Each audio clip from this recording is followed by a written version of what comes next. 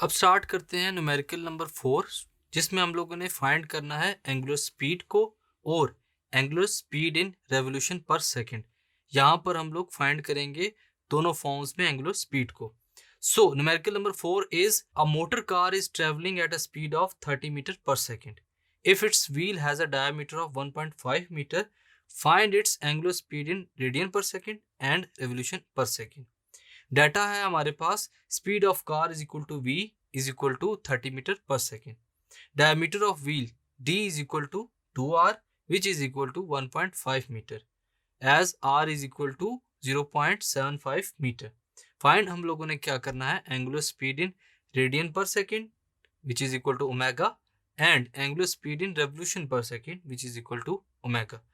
आइए इसका सोल्यूशन देखते हैं students. As the relation between angular velocity and linear velocity is, linear और angular velocity का जो relation है वो क्या है, v is equal to r omega। और अगर यहाँ से omega को extract करना चाहे वो क्या होगा, v over r। सबसे पहले a part को देखते हैं। Putting values, we get, values को put करते हैं, क्या होगा हमारे पास, omega is equal to 30 metre per second divided by 0.75 which is equal to 40 radian per second.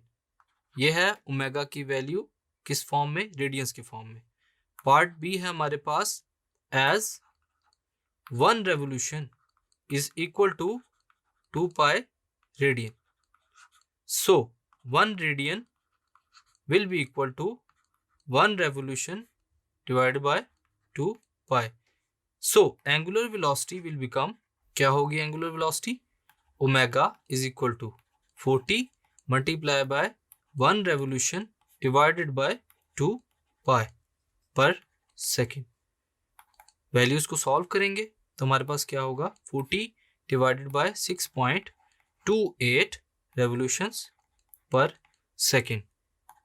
Further इसको सॉल्व करते हैं, ओमेगा की वैल्यू हमारे पास क्या होगी, 6.36 रेवोल्यूशन पर सेकेंड। यहां हम लोगों ने फाइंड किया एंगुलर स्पीड को in the form of radian per second और revolution per second. Thank you.